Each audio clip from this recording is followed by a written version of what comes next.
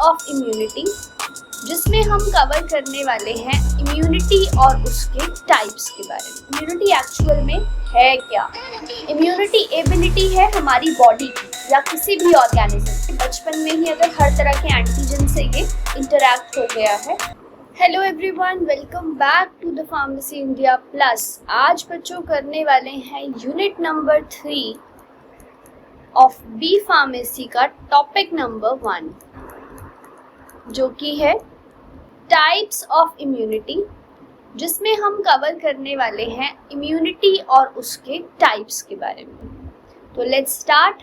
सबसे पहले तो यहाँ पे आज हम करेंगे humoral immunity and cellular immunity. दोनों टाइप ऑफ इम्यूनिटीज को आज हम कवर करने वाले हैं। छोटी सी इन्फॉर्मेशन आप लोगों के साथ शेयर करना चाहूँगी। डेली अपडेट्स के लिए आप लोग फार्मेसी इंडिया के साथ जुड़ सकते हैं। व्हाट्सएप एंड टेलीग्राम पे जुड़ने के लिए वीडियो के नीचे दिए गए लिंक्स पे क्लिक कीजिए, या फिर जो गिवन स्कैनर कोड्स हैं उन पे जाके भी आप लोग ज्वाइन कर सकते हैं। यहाँ पे आपको डेली बेसिस पे इंफॉर्मेशन मिलता रहेगा रिगार्डिंग टू कुछ न्यू क्लास अपडेट हुआ है, कोई टेस्ट सीरीज के लिए, या फिर कोई सिलेबस में चेंजेस आ रहे हैं, या कोई न्यू कॉम्पिटिटिव एग्जाम आ रहा है। हर तरह का इंफॉर्मेशन आपके व्हाट्सएप पे आपको प्रोवाइडेड होगा बच्चों। ऑल्सो आप लोग डाउनलोड कर सकते हैं फार्मेसी इंडिया का मोबाइल ऐप, जो कि गूगल प्ले स्टोर पे अवेलेबल है, जिसे आप गूगल प्ले स्टोर पे डायरेक्टली जाके भी डाउनलोड कर सकते हैं, एज वेल एज इसे स्कैन करके भी आप डाउनलोड कर सकते हैं। सो यहाँ पे आपको आपकी क्लास के PDF नोट्स, जो कि PPTs थी, वो PDF फॉर्म में, रिकॉर्डेड लेक्चर्स मिलेंगे, टेस्ट सीरीज मिलेंगी, कॉलेजेस से रिलेटेड इंफॉर्मेशंस मिलेंगे, पास्ट ईयर पेपर्स मिलेंगे। ऑलमोस्ट हर तरह की इंफॉर्मेशन आपको यहाँ पे ऐप के ऊपर जो है वो प्रोवाइडेड होगी। सो आप लोग ऐप भी डाउनलोड कर सकते हैं। Now let's start with the topic of content. आज की क्लास में हम लोग क्या क्या डिस्कस करने वाले हैं। सबसे पहले हम आज डिस्कस करेंगे introduction of immunity. Immunity actual में है क्या, इसका इंट्रोडक्शन, डिटेल में इसका definition and description. Also classification, जिसमें हम लोग क्लासिफाई करेंगे इम्यूनिटी के टाइप्स को।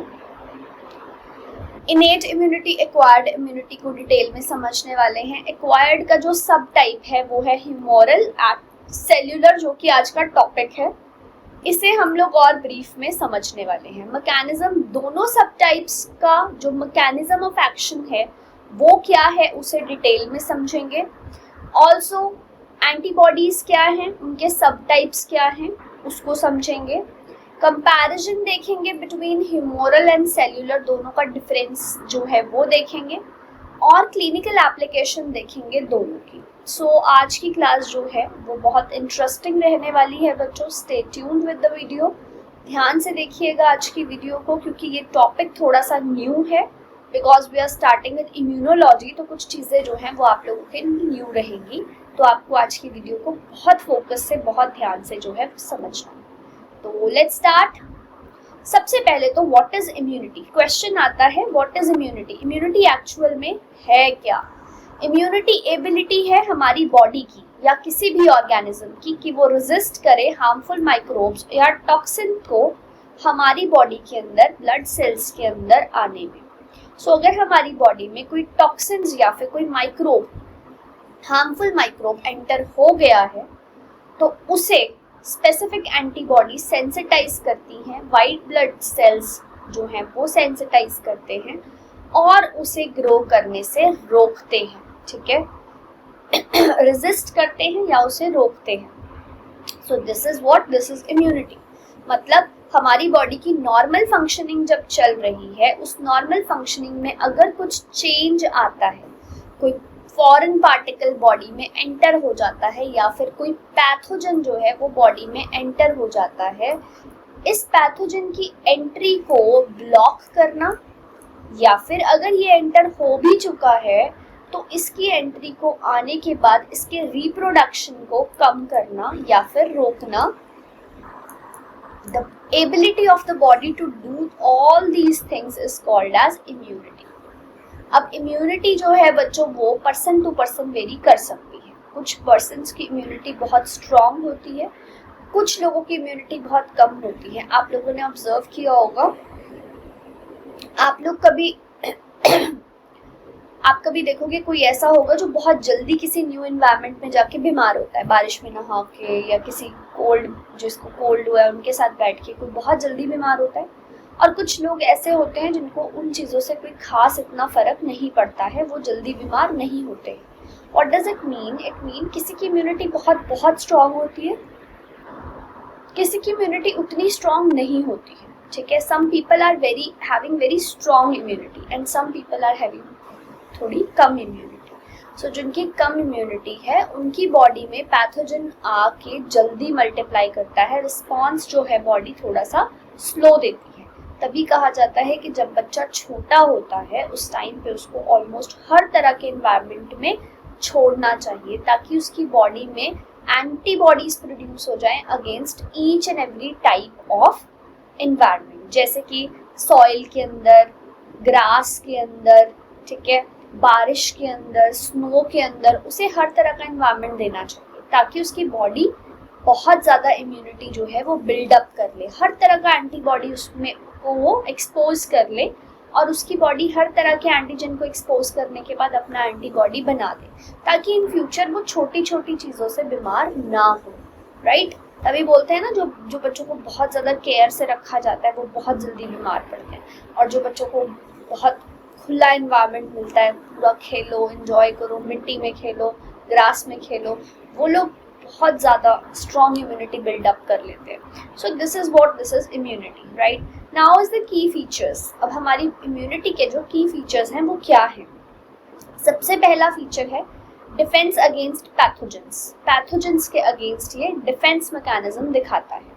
दूसरा है memory for future responses. Further future responses के लिए मेमोरी जनरेट, जैसे मैंने कहा कि बचपन में ही अगर हर तरह के एंटीजन से ये इंटरैक्ट हो गया है तो उसकी बॉडी में एंटीबॉडीज बहुत सारी बन जाएंगी जो कि आपकी बॉडी में पड़ी रहेंगी। फ्यूचर में अगर सेम तरह का एंटीजन आता है तो वो ऑलरेडी जो एंटीबॉडीज पड़ी हैं वो उसके साथ फाइट कर लेंगी। तो ये फ्यूचर रिस्पॉन्स के लिए बी सेल्स को बॉडी में प्रोड्यूस कर देता है, बना देता है। Discrimination between self and non self. So self और नॉन सेल्फ के बीच में डिस्क्रिमिनेशन भी ये करता है, कौन हमारी बॉडी का सेल है, कौन हमारी बॉडी का सेल नहीं है और ये आउटसाइड से आया है। ठीक है जी। सो दीज आर सम की features of immunity. Now coming towards the next one which is classification of immunity. Basic classification की अगर बात करें तो इम्यूनिटी के दो टाइप्स हैं, innate immunity and acquired immunity.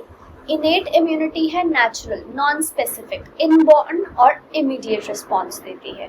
So innate immunity वो है जो हमारी बॉडी में बाय बर्थ है और ये इमीडिएट रिस्पॉन्स देती है almost related to each and every antigen. ये नेचुरल है, ये स्पेसिफिक नहीं है। ठीक है, तो मान लीजिए हमारी बॉडी में इनेट इम्यूनिटी थी लेकिन हमारी body was not capable to fight with COVID-19, जिसकी वजह से हमें वैक्सीनेशन लेना पड़ा, जिसने हमें क्या प्रोवाइड किया? एक्वायर्ड इम्यूनिटी प्रोवाइड किया। सो इनेट वो है जैसे कोल्ड से हम फाइट कर रहे हैं, नॉर्मल फीवर से हम फाइट कर रहे हैं, एलर्जी से हम फाइट कर रहे हैं, ये सभी जो हैं ये सभी आपकी इनेट इम्यूनिटीज़ हैं जो कि नेचुरल है, नॉन स्पेसिफिक है और ये मतलब ये ऑलमोस्ट हर तरह की डिजीज़ के लिए रहती है। ठीक है, तो ये किसी भी डिजीज़ के लिए स्पेसिफिक नहीं है, स्पेसिफाई नहीं कर सकते हैं आप कि इससे यही वाला डिजीज़ जो है वो आप फाइट कर पाएंगे। लेकिन जो एक्वायर्ड इम्यूनिटी होती है वो अडेप्टिव होती है, अडेप्ट करना पड़ता है और वो स्पेसिफिक होती है। जैसे मान लीजिए पोलियो के लिए हमें वैक्सीन लगता था, हेपेटाइटिस के लिए लगता था, ये सभी वैक्सीन जो हैं ये स्पेसिफिक इम्यूनिटी के लिए हैं और ये आफ्टर एक्सपोजर डेवलप होती हैं, या तो वो एक्सपोजर के बाद डेवलप होती हैं या फिर ये हमें एक्सटर्नली लेनी पड़ती है। एक्वायर्ड इम्यूनिटी जो है वो एक्सपोजर के बाद डेवलप जो है वो होती हैं। एक बार आपको एंटीजन का एक्सपोजर देना पड़ता है, हमारी बॉडी उसके अगेंस्ट एंटीबॉडी बनाती है और उसके बाद ये वाला जो इम्यूनिटी है वो जनरेट होता है बॉडी के अंदर। Now students, coming towards the innate immunity brief, ये एक फर्स्ट लाइन ऑफ डिफेंस है। फर्स्ट लाइन ऑफ डिफेंस का क्या मतलब है? हमारी बॉडी के अंदर सबसे पहले जो अटैक है वो यही करने वाली है, और ये प्रेजेंट है फ्रॉम बर्थ, मतलब बचपन से, बर्थ से ही हमारी बॉडी में ये प्रेजेंट है। नॉन स्पेसिफिक है, किसी एक स्पेसिफिक डिजीज के लिए यह काम नहीं करती है, और ये नो मेमोरी रिस्पॉन्स है, मतलब इन फ्यूचर इसका ये नहीं है कि ये मेमोरी में पड़ी रहेगी, ये इमीडिएट रिस्पॉन्स देती है, तो इसलिए मेमोरी में जो है नहीं रहती है।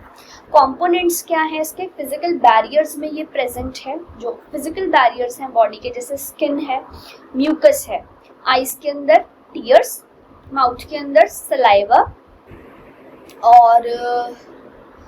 और आप क्या कह सकते हो, आपके मोस्टली सारे म्यूकस में एक बैरियर्स की तरह काम करती है।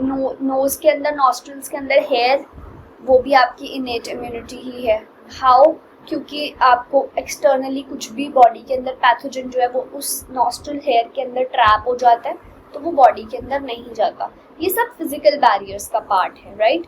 केमिकल बैरियर्स में आ जाता है lysozyme and stomach acid. Stomach के अंदर एसिड प्रेजेंट है HCl, ये भी आपका इनेट इम्यूनिटी का काम करता है, किसी भी पैथोजन को ये खत्म कर देता है, मार देता है, ठीक है। लाइसोजाइम आपके आईज के अंदर प्रेजेंट है, आईज के टीयर्स के अंदर प्रेजेंट है। तो जैसे ही जैसे आपकी आईज में कुछ भी फॉरेन पार्टिकल आ जाए, एकदम से पानी आना शुरू हो जाता है, तो वाया टीयर्स जो है आपका पैथोजन बॉडी के अंदर से निकल जाता है। सो आईज के थ्रू इन्फेक्शन का जाना सबसे कम है, क्योंकि टीयर्स के थ्रू ये निकल जाता है, ठीक है। तो ये भी फॉरेन पार्टिकल को बॉडी में एंटर करने से रोकता है, ठीक है।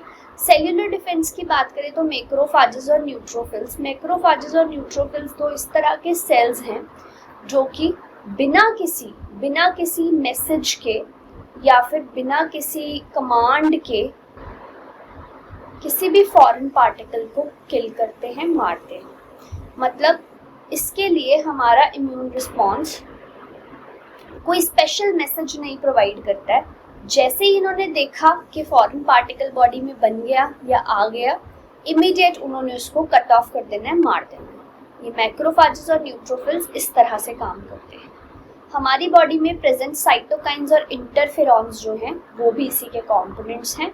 साइटोकाइंस की अगर बात करूँ बच्चों, हमारी बॉडी के अंदर साइटोकाइंस प्रेजेंट होते हैं, और at the time of allergy, जब भी कोई एलर्जी हमारी बॉडी में होती है, मान लीजिए एलर्जी नहीं, हम आंट स्टिंग की बात करते हैं, चींटी ने काट लिया है या फिर मधुमक्खी ने काट लिया है, तो उस टाइम पे क्या होगा, आपकी बॉडी आपको इन्फ्लामेशन देगी। इन्फ्लामेशन आपको वो बॉडी आपकी देगी। इन्फ्लामेशन क्यों देगी? क्योंकि साइटोकाइन ने एक केमिकल रिलीज किया जिसका नाम था हिस्टामिन। जैसे ही ये केमिकल रिलीज किया, हमारी बॉडी ने इन्फ्लामेशन दिया। साइटोकाइन को पता लगा कि कुछ फॉरेन पार्टिकल आया, कुछ स्टिंग जैसा कुछ है जो बॉडी में एंटर हुआ है, तो ये इन्फ्लामेशन देगा। इन्फ्लामेशन के कुछ साइन होते हैं, जैसे कि redness, heat, itching and pain, also swelling. तो इस तरह से कुछ साइन जो है, इन्फ्लामेटरी साइन जो है, वो साइटोकाइंस हमारी बॉडी में देते हैं in response to any kind of allergy. कुछ एलर्जीज के टाइम पे भी आप लोगों ने देखा होगा, इन सभी में से कोई तो साइन आप लोगों को दिखाई होगा। रेडनेस और हीट तो सबसे कॉमन साइन है, कभी भी एलर्जी होती है तो रेडनेस सबसे पहले होती है। So these are what cytokines जब रिस्पॉन्स देते हैं, मतलब वो एक्ट करवाना चाहते हैं, हमारी बॉडी के इम्यून सिस्टम को जगाना चाहते हैं कि कुछ ना कुछ बाहर से बॉडी के अंदर आ गया है, right. Now coming towards acquired immunity, अगर हम इस पे देखें तो एक्वायर्ड इम्यूनिटी जो है वो अडेप्टिव इम्यूनिटी है। ये डेवलप होती है after exposure of pathogen.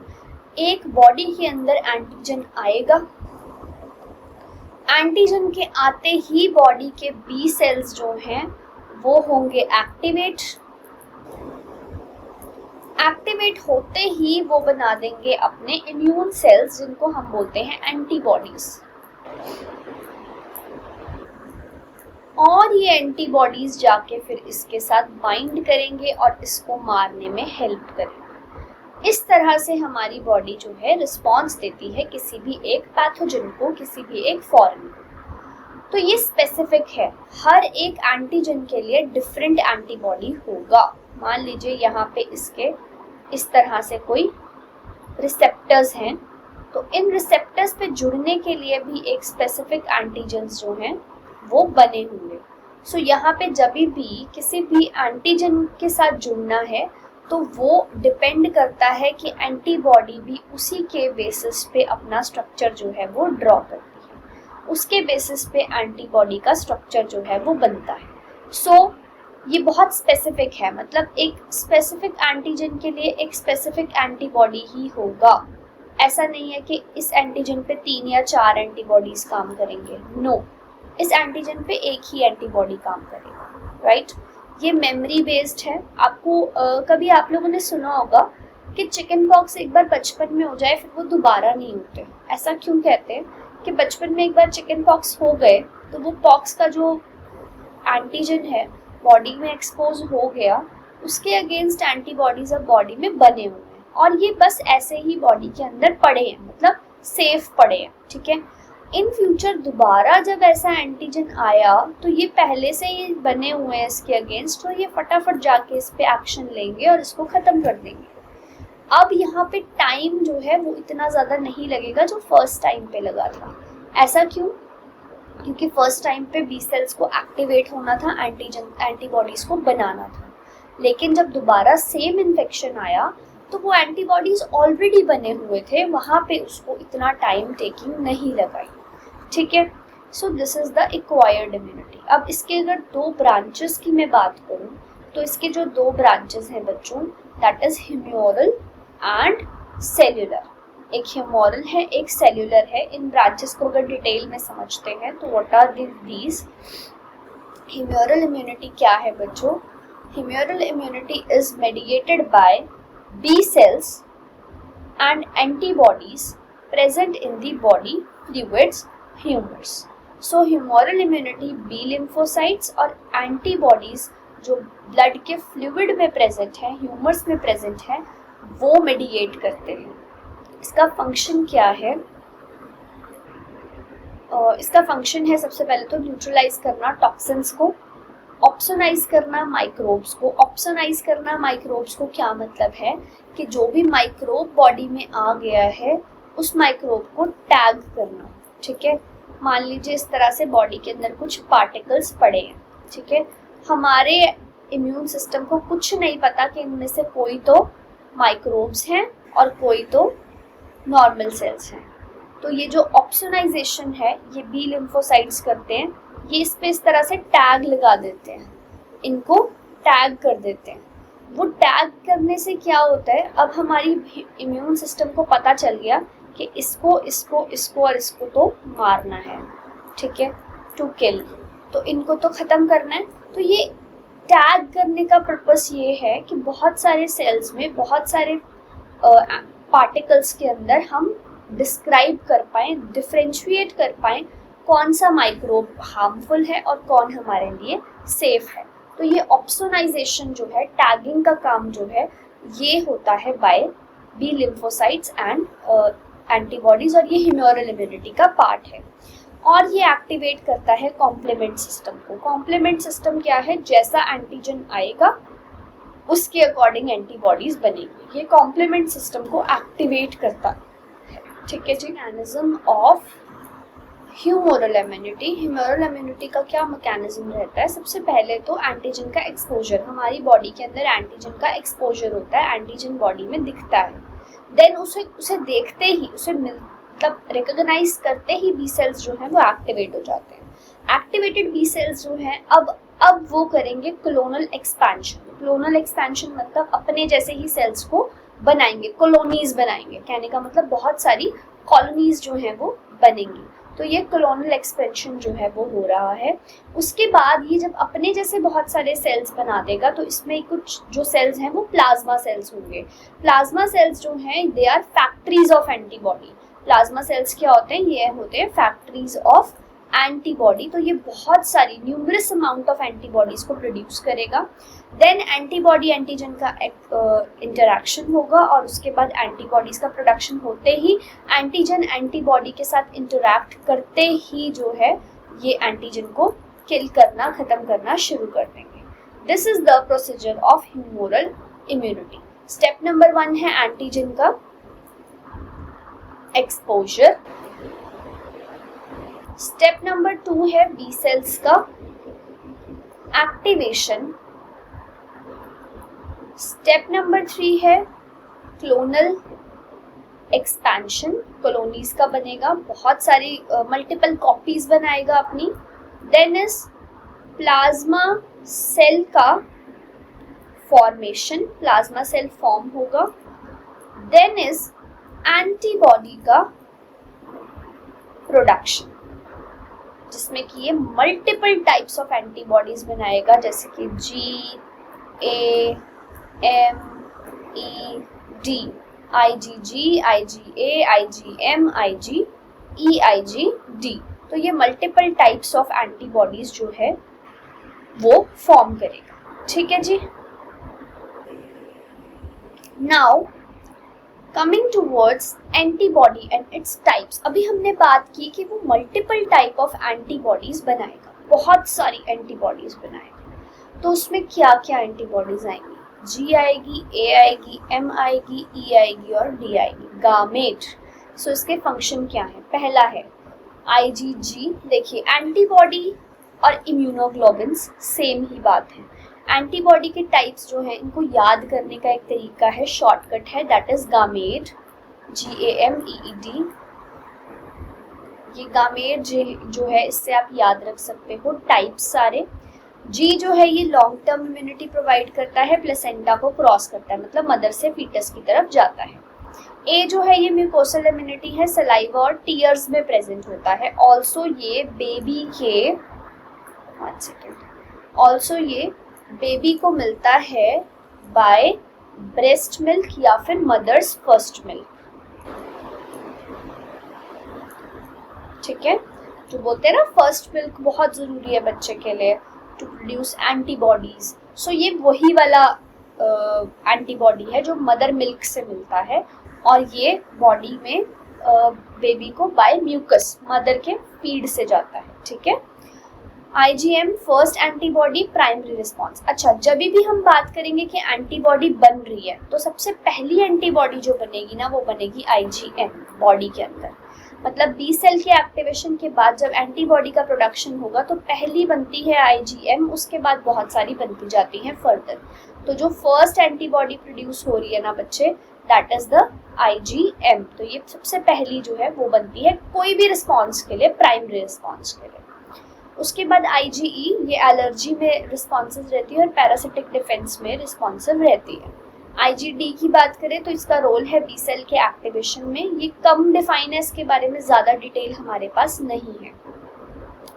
Next आते हैं role of humoral immunity in diseases. Humoral immunity का डिजीजेस में क्या रोल है? सबसे पहला रोल है ये न्यूट्रलाइज करता है वायरसेस को और टॉक्सिन्स को न्यूट्रल करने में हेल्प करता है। सेकेंड, ये एंटीबॉडी मेडिएटेड प्रोटेक्शन करता है, जैसे कि हेपेटाइटिस बी वैक्सीन के थ्रू। हाइपर सेंसिटिविटी टाइप 1 में आता है ये बिकॉज ऑफ IgE। IgE जो है वो हाइपर सेंसिटिविटी का पार्ट है, तो ये टाइप 1 के अंदर आता है। Next coming towards cellular immunity. अब आते हैं एक्वायर्ड के दूसरे टाइप की तरफ, which is cellular immunity, cell mediated जिसे हम कह रहे हैं।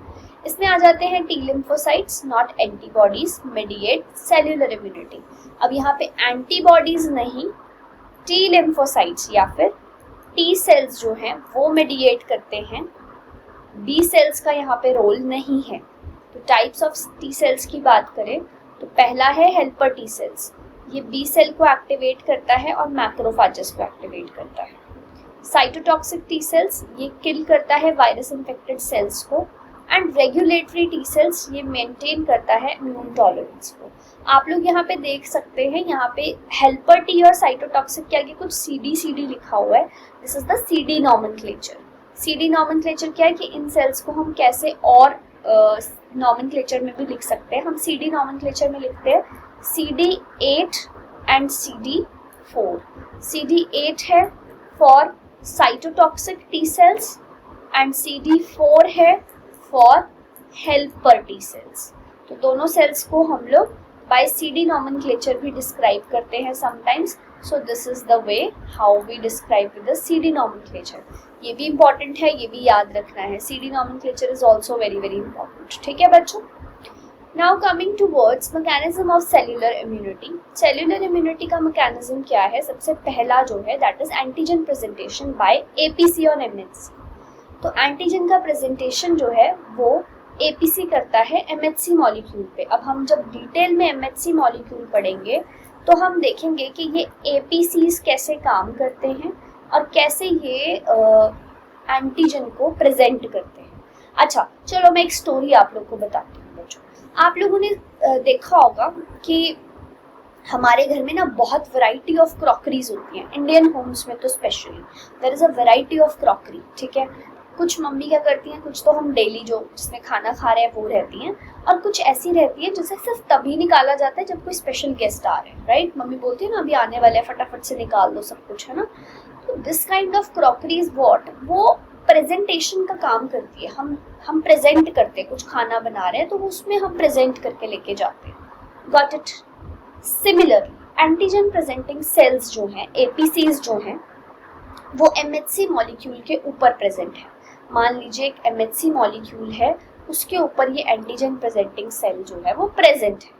अब ये एंटीजन प्रेजेंटिंग सेल क्या है, नाम से ही पता चल रहा है, ये एंटीजन को प्रेजेंट करता है हमारी इम्यूनिटी की तरफ। इम्यूनिटी हमारी एक स्पेशल गेस्ट की तरह है जिसे एंटीजन को थाली में परोस के देना होता है। ठीक है, तो इम्यूनिटी को एंटीजन को दिखाना ये काम है आपका MHC मॉलिक्यूल का। APC उस पर प्रेजेंट होते हैं, वो एंटीजन को इसके ऊपर रखेंगे और अपनी बॉडी की इम्यूनिटी को इसे दिखाएंगे। तो उसके बाद क्या होगा, जैसे ही हमारी MHC मॉलिक्यूल ये दिखाते हैं, ऐसे ही हमारी बॉडी का T सेल जो है वो एक्टिवेट हो जाता है, एकदम से एक्टिवेट हो जाता है कि लो जी ये तो कोई आ गया, एंटीजन आ गया, एक्टिवेट हो गया।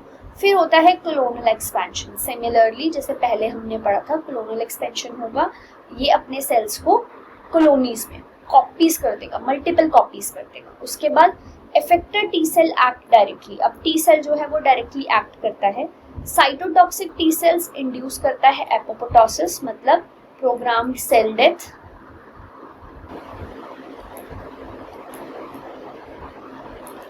और हेल्पर टी सेल रिलीज करता है साइटोकाइंस। तो ये साइटोकाइंस का रिलीज जो है वो करना शुरू कर देगा जैसे ही वो एंटीजन को देखेगा। एपोप्टोसिस मैंने लिखा है प्रोग्राम्ड सेल डेथ। क्या है ये बच्चों? एपोप्टोसिस है अपना कंप्लीट सेल साइकिल करके एक सेल का डेथ जो है वो होता है, उसका लाइफ स्पैन कंप्लीट होता है, उसे कहते हैं apoptosis. Right, so this is the mechanism of cellular immunity. ये आपका मैकेनिज्म है सेल्यूलर इम्यूनिटी का। Now is the comparison between humoral and cellular immunity. Humoral और सेल्यूलर इम्यूनिटी का कंपैरिजन अगर हम देखें दोनों का, मेन सेल्स की अगर बात करें तो आपके ह्यूमोरल में जो मेन सेल्स हैं वो हैं बी सेल्स। ठीक है, बी लिम्फोसाइट्स भी कह सकते हो, बी सेल्स भी कह सकते हो। सेल्यूलर के अंदर आ जाते हैं टी सेल्स। मेडिएटर यहाँ पे है एंटीबॉडीज और यहाँ पे है साइटोकाइंस जो कि डायरेक्टली सेल को अटैक करते हैं। टारगेट्स की बात करें तो ये एक्स्ट्रा सेल्यूलर माइक्रोब्स इसके टारगेट हैं। और इसके अंदर सेल्यूलर के अंदर इंट्रा सेल्यूलर, देखो सेल्यूलर तो नाम से ही पता चल रहा है, सेल के अंदर रहने वाले जो टारगेट्स हैं वो वहाँ पे ये काम करेगा। और ह्यूमोरल वाला जो है वो सेल के बाहर रहने वाले माइक्रोब्स पे काम करेगा। मेमोरी रिस्पॉन्स की बात करें तो ह्यूमोरल के अंदर प्रेजेंट रहती है और सेल्यूलर के अंदर भी प्रेजेंट रहती है। मतलब आफ्टर सम टाइम भी आपकी बॉडी में ये रिस्पॉन्सेस रहते हैं, एंटीबॉडीज रहते हैं। ह्यूमोरल इम्यूनिटी का जो रोल है वो ट्रांसप्लांट में कम है, इतना ज़्यादा रोल नहीं है, लेकिन सेल्यूलर इम्यूनिटी का जो रोल है वो ग्राफ्ट रिजेक्शन में बहुत ज़्यादा है। सो टी लिम्फोसाइट्स को वहाँ पे हमें बहुत अच्छे से उसका काम करना पड़ता है, बिकॉज ये ग्राफ्ट रिजेक्शन में क्रूशियल रोल प्ले करता है। रोल इन ट्यूमर किलिंग, अगर ट्यूमर की किलिंग की बात करें तो ह्यूमोरल इम्यूनिटी का रोल जो है वो कम है और सेल्यूलर इम्यूनिटी का जो रोल है वो ज़्यादा है। So there is a difference between humoral and cellular immunity. Importance in clinical application, तो क्या इम्पॉर्टेंस लग रहा है आप लोगों को? सबसे पहला जो इम्पॉर्टेंस है ना बच्चों, दैट इज़ वैक्सीन्स के अंदर अगर ये इम्यूनिटीज़ के बारे में पता नहीं होगा तो वैक्सीन्स का प्रोडक्शन सोचो कितना डिफ़िकल्ट हो जाएगा। और ह्यूमोरल इम्यूनिटी जो है इसका सबसे ज़्यादा रोल है in the production of vaccine. Also allergy के ट्रीटमेंट में, क्योंकि जो भी साइटोकाइंस रिलीज होने हैं, जो भी हिस्टामिन्स रिलीज होने हैं, these all are from humoral immunity, तो ये एलर्जी के ट्रीटमेंट में भी बड़ा इंपॉर्टेंट रोल प्ले करता है। ऑर्गन ट्रांसप्लांट की अगर बात करें तो वहाँ पे सेल्यूलर का वर्क आता है। कैंसर की इम्यूनोथेरेपी का बात करें तो वहाँ पे भी सेल्यूलर आता है। लेकिन अगर हम ऑटो इम्यून डिजीजेस की बात करें तो वहाँ पे दोनों का ही काम है, सेल्यूलर का भी काम है और आपके ह्यूमोरल का भी काम है। So this is the complete application और immunities related to these importance, ठीक है। So this is about the type of humoral and the cellular immunity. So that's all about the topic 1 of unit 3. Detail में हम लोगों ने आज discuss किया है ह्यूमोरल और सेल्यूलर इम्यूनिटी को। अच्छे से आप लोगों को इसे देखना है और दैट्स ऑल। कोई भी डाउट होगा so kindly do let me know, हम लोग इसको डाउट्स को भी क्लियर कर लेंगे। Thank you so much students, see you in the next video with the second topic. Thank you.